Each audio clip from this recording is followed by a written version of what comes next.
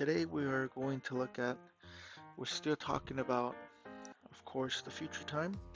We're going to talk about present progressive, also known as present continuous, to express future time. Right, so the present continuous has the same form, of course, when we use it to talk about the future time, also to talk about the present time. So one way to differentiate or the way we can tell them apart is because we should have some words that will give us information if it's happening right now or if it's a future time expression. Right? So in example A, we have Sue is going to leave at 8 tomorrow. So of course you have tomorrow and this indicates future time, but the form, as you can see, is in present progressive. Sue is leaving at 8 tomorrow again. We are going to drive to Toronto next week. We have next week in both C and D, and this indicates future time. Right, so again, basically we're going to use the form of present continuous, which is to be plus the verb plus ing, but we're going to use it to talk about future time.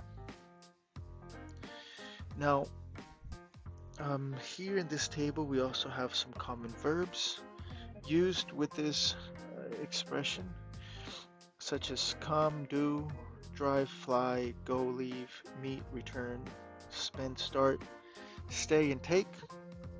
And of course, the most important thing is when to use it. Of course, well, we're going to use it when we talk about time, right? This time, unlike the previous lesson, it's not so much that we plan something, it's not so much that it's our desire to do something. We're not seeing evidence that it's going to rain, for example. With present continuous, it's something that's more arranged. Think about it maybe like an appointment or meeting, something that already has a place and a time, maybe already has some guests, something that is more concrete.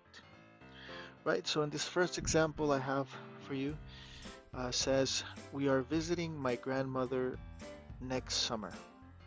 So we already have a time, right, which is going to be next summer.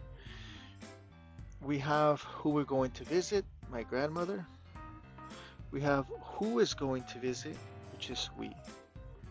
Now, this maybe can be we are going to visit my grandmother, but if we say we are visiting in present continuous, maybe we already have the dates, right? From July 4th to say June 1st. Maybe we already have the plane tickets, right? Um, let's say American Airlines flight 747B, for example. So we already have something more concrete. Similarly, with the next example, says we're meeting at John's house to watch the game. Again, we already know who is meeting. We know where, John's house. We know what's going to happen, a meeting. We know what we're going to do, watch the game. Right? So, for example, John's house might be on 714 Lake Drive. This is an address, by the way. Lake Drive in Chicago.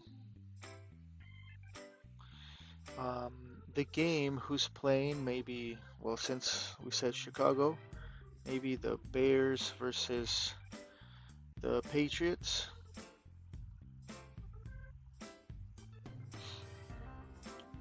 Who's we?